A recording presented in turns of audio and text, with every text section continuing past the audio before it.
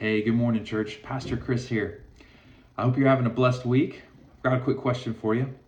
Have you ever had one of those days where there weren't enough hours to accomplish every single item on your to-do list?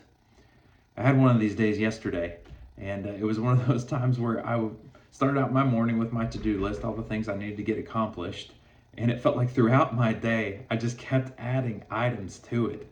And I thought, oh my goodness, there's no way I'm going to finish all this in the way that I need to.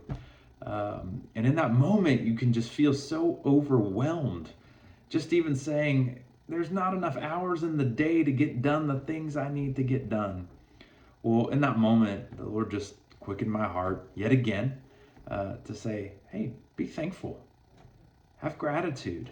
Aren't you grateful that there are things to accomplish and things to do? And aren't you grateful that you don't have to do all of this alone? And in that moment, I just took time to stop. Yes, even though it was busy, even though there were things that needed to get done, I stopped and just spent time just asking the Lord to help me and realign my focus. And you know what? It made all of the difference. I didn't get everything accomplished yesterday, but the things that I did get accomplished were done in a good way. And there's even more time today to be able to get those things done. But it just reminded me of how good the Lord is and how important it is for us to maintain an attitude of thanksgiving. You know, it's November. We don't need to maintain an attitude of thanksgiving simply because it's the Thanksgiving season, but the Bible tells us so many different benefits concerning having gratitude and being thankful. And it's worthy of our focus to just stop and remember how good God is in order that it would produce thankfulness within us. You know, thankfulness really does three things in us. One of the first things it does is that it refocuses our attention. You know, in the same way we can get so overwhelmed with things of this world, it can overcome our mind. And it can actually just put so much pressure in us. There's so many things to get distracted with in this world. And they can cause us to just focus all of our attention on this mountain of things to do, or worries of the world, or produce fear within us. And when we begin to become thankful, it helps to just refocus our attention to the Lord and the fact that He has created us. He's created us for a purpose, and He is with us. And when our focus goes there, it doesn't necessarily make the mountain of to-dos shrink, but it completely changes our perspective.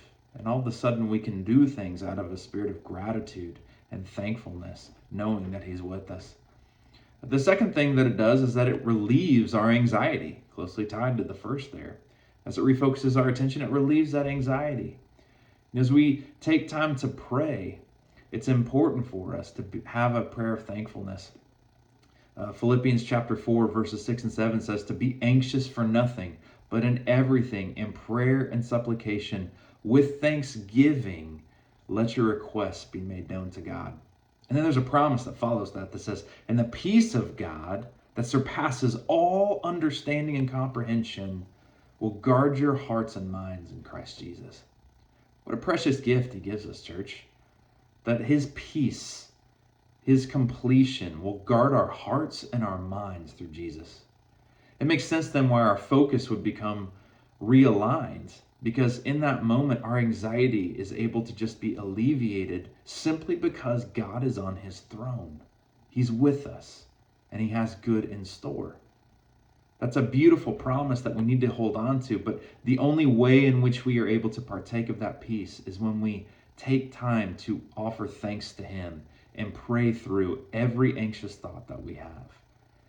We need to make that an echo of our heart and a continuous discipline. Finally, giving thankfulness just reinforces our faith.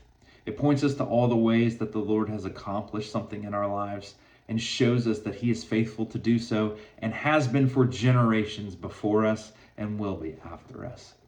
So church, I pray that you're encouraged.